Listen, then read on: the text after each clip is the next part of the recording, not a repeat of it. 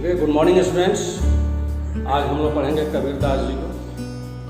सबसे पहले हम कबीरदास जी के बारे में थोड़ा सा आपको बता दें कि कबीरदास जी हिंदी की संत काव्य धारा की निर्गुण शाखा के प्रमुख कवि हैं।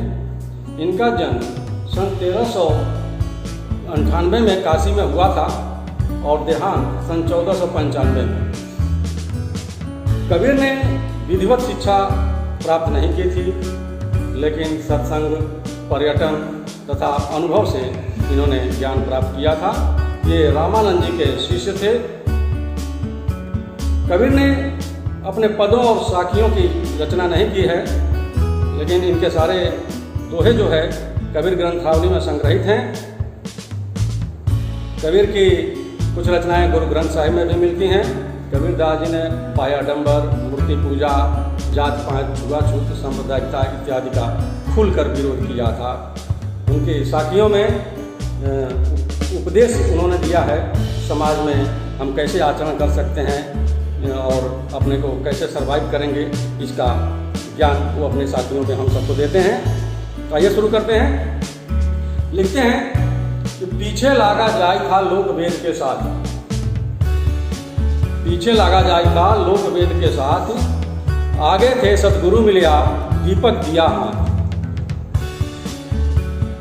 इसका सबसे पहले हम लोग कठिन शब्दों में जान लेते हैं। लोक का अर्थ होता है संसार, वेद का अर्थ जो है वेद और पुराणों से संबंधित है। सतगुरु कबीरदास जी के गुरु जो हैं सच्चे गुरु हैं, और दीपक दिया हाथ का मतलब होता है ज्ञान रूपी प्रकाश से तात्पर्य है। आंतरिक का अर्थ अंतरात्मा से है।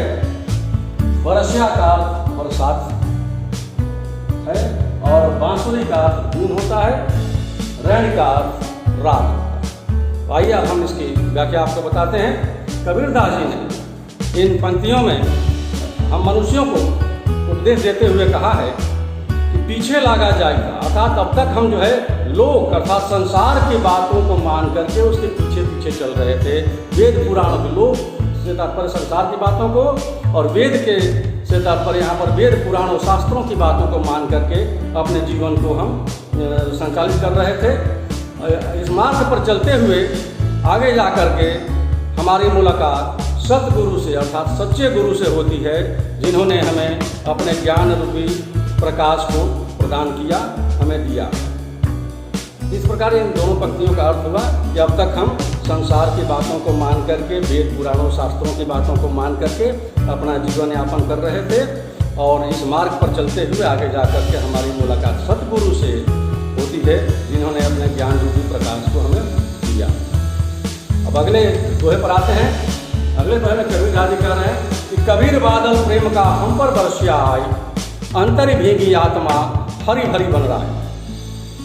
जब कबीरदास जी की पंक्तियों में कहते हैं कि जब सच्चे गुरु से हमारी मुलाकात हुई और उन्होंने अपने ज्ञान रूपी प्रकाश को हमें प्रदान किया, तब हम जो है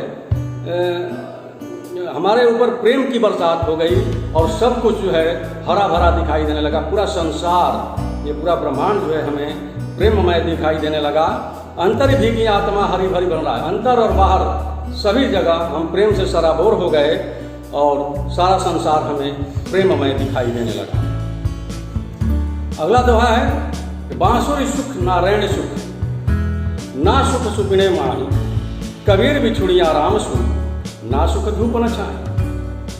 इन पंक्तियों में कबीरदास जी अपने इष्ट, अपने ब्रह्म राम के बारे में बताते हुए कहते हैं कि उनसे बिछुड़ने के बाद इनको कैसा महसूस होता है, कैसी फीलिंग करते हैं। ये कहते हैं कि हे प्रभु, हे राम, आपसे बिछुड़ने के बाद न तो हमें दिन में सुख है और न ही रात को सुख है, यहाँ तक कि सपने में भी सुख की प्राप्ति नहीं हो रही है।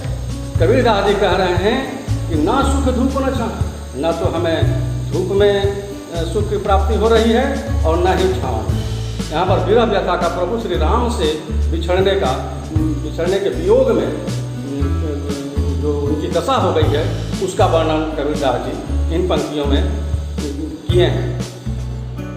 आगे जो है अपनी व्यग्रता को और जो है प्रमुखता से रखते हुए कहते हैं कि हे ईश्वर, अगर तुम हो, इस संसार में तुम्हारा वजूद है, तुम्हारा अस्तित्व है, तो तुम मुझे इसी जन्म में आकर के मिलो। इसके लिए क्या पंक्ति लिखते हैं कि मुआ पीछे जिन मिले, हे ईश्वर, हे राम।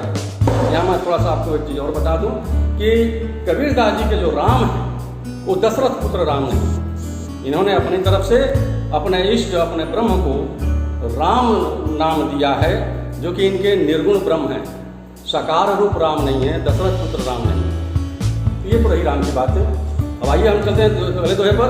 मुआ पूछे जिन मिले, कहते हैं कि हे ईश्वर, हे राम, हे प्रभु, अगर आप हैं, आपका वजूद है, आपका अस्तित्व है, तो मरने के बाद नहीं, अर्थात मरने के बाद आपके मिलने से मुझे कोई लाभ नहीं होने वाला। मुआ पीछे जिन मिले, कहे कबीरा राम। कबीरदास जी अपने राम, अपने निर्गुण ब्रह्म से ये बात कहते हैं कि तुम्हारे मेरे मरने के बाद अगर तुम मुझे मिल जाते हो तो तुम्हारे मिलने का मुझे कोई लाभ नहीं होने वाला, क्योंकि पाथर घाटा लो शब तो पारस कौन है कम। जैसे कि हमने लोहे के बदले अगर पत्थर हाथ में ले लिया और फिर पारस पत्थर हमें मिल भी जाता है, तो उस पारस पत्थर के मिलने का हमें कोई लाभ नहीं मिलेगा। ऐसा कहा जाता है कि पारस पत्थर जो है से लोहे को टच कराया जाता है तो वो सोने में तब्दील हो जाता है। तो हम अपने ईश्वर से कैसे मिल पाएंगे, क्योंकि ईश्वर तो हमें मिल नहीं रहे हैं, क्योंकि हमारे हाथ में तो लोहे के बदले पत्थर पड़ा हुआ है, और उसके बाद पारस पत्थर मिलता है तो हमें क्या लाभ होगा। वैसे ही अगर हमारे जीते जी ईश्वर है, तो अगर जीते जी हमको ईश्वर नहीं दर्शन देते हैं, तो मरने के बाद ईश्वर दर्शन देंगे कि नहीं देंगे, क्या होगा क्या नहीं, कैसे हम महसूस करेंगे, हम कैसे किसी को बताएंगे कि ईश्वर है। तो इन पंक्तियों में कबीरदास जी ने ईश्वर के वजूद पर ही प्रश्न चिन्ह खड़ा कर दिया कि अगर आप हैं तो हमें जीते जी इसी रूप में, इसी समय में, इसी स्थान पर जहाँ मैं हूँ, ऐसे आकर के आप मुझे साक्षात में दर्शन दीजिए। नहीं तो मेरे मरने के बाद अगर आप मिलते हैं तो आपके मिलने का कोई हमें लाभ नहीं प्राप्त होने वाला है। ईश्वर के वियोग में अगली पंक्ति में अपनी और व्यग्रता को प्रकट करते हुए कहते हैं कि आंखड़ियाँ झाई पड़ी पंथ निहार निहार। हे ईश्वर, हे प्रभु, हे राम, आपके मार्ग को देखते देखते, आपकी राह को निहारते निहारते हमारी आंखों में छाई पड़ गई, जाल सर्किल हो गए, काले घेरे पड़ गए, जी बढ़िया छाला पड़िया, राम पुकार पुकार, हमारे जीव पर छाला पड़ गया। आपका नाम पुकारते पुकारते कबीरदास जी ने अपने ब्रह्म को प्राप्त करने के लिए, अपने निर्गुण ईश्वर को प्राप्त करने के लिए जो मार्ग बताया था, उसके लिए बहुत ज़्यादा जो है साधना, तपस्या इत्यादि करने के लिए उन्होंने प्रमुखता नहीं दी है। उन्होंने सिर्फ नाम स्मरण को ही, जप को ही ज़्यादा महत्व दिया है। ठीक है, तुम्हारा नाम जपते जपते हमारे जो है जीव पर छाला पड़ गया, लेकिन हमारी आंखों में छाई पड़ गई, काले घेरे पड़ गए, तुम्हारा राह देखते देखते, लेकिन तुम्हारे हमको दर्शन नहीं हुए। और ईश्वर के बारे में कहते हैं कि जो रोम जो बल घटे हंसो तो राम रिसा।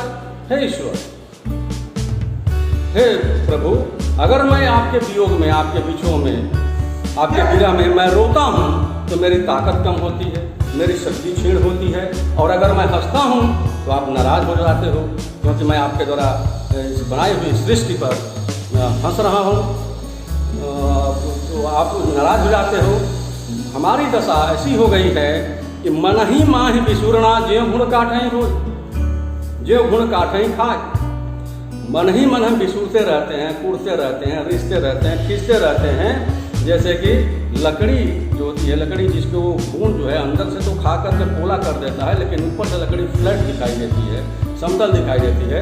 हमारी दशा है प्रभु ऐसी ही हो गई है कि मैं अंदर से तो आपके विरह में, आपके वियोग में खोखला हो गया हूँ, लेकिन ऊपर से मैं सही सलामत दिखता हूँ। आगे कह रहे हैं कि पर्वत पर्वत मैं फिरिया नैन गंवाई रोई। ईश्वर के विरह में, ईश्वर के वियोग में जो है कहते हैं कि मैं पर्वत पर्वत घूमा, घाटियों घाटियों घूमा, यहाँ और इतना रोया कि अपने नैनों की ज्योति खो दिया, गंवा दिया। सो बूटी पाऊँ नहीं जाते जीवनी में, फिर भी हमें वो संजीवनी, वो बूटी हमें प्राप्त नहीं हुई। तो बूटी या संजीवनी से तात्पर्य यहाँ उनके राम से है, उनके ईश्वर से है। उसके बारे में कहते हैं कि आप हमें नहीं मिले जो हमें जीवन दान दे सके, हमें संजीवनी प्रदान कर सके। जय